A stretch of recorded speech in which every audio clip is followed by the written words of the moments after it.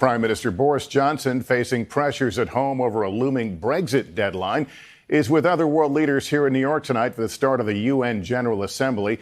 I sat down with him this afternoon for an exclusive U.S. network interview where I began by asking him if he agreed with the U.S. assessment that Iran was behind the recent attack on Saudi oil facilities.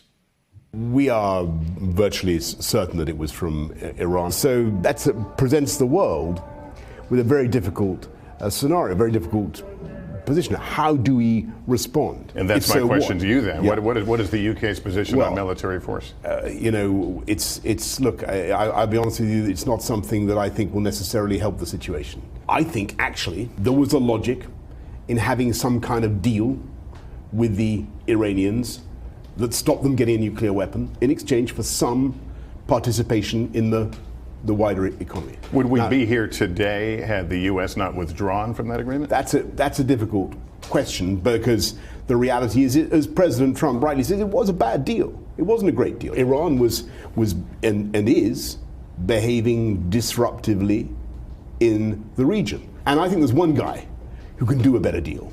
One guy who understands how to get a difficult partner like Iran over the line. And that is the President of the United States. And I brought up those comparisons of Johnson to President Trump, even by the president himself. They're saying Britain Trump. They call him Britain Trump, and people are saying that's a good thing. What do you think about the comparisons between you and Donald Trump? Well, look, I think that they are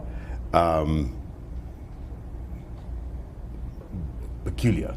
They're not.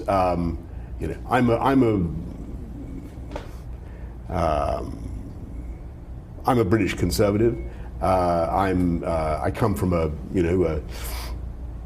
tradition that believes in free markets, free trade, all sorts of things. Where I think we're most different is when it comes to Twitter. I'm not a master of that medium. Is that the only big difference between the two? Well, I'm just giving you one difference. Okay, I'm going to leave it to your imagination to think of any other differences, but there are plenty of differences.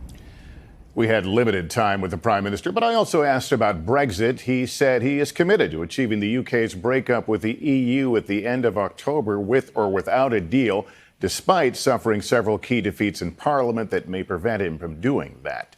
Hey, NBC News fans, thanks for checking out our YouTube channel. Subscribe by clicking on that button down here, and click on any of the videos over here to watch the latest interviews, show highlights, and digital exclusives.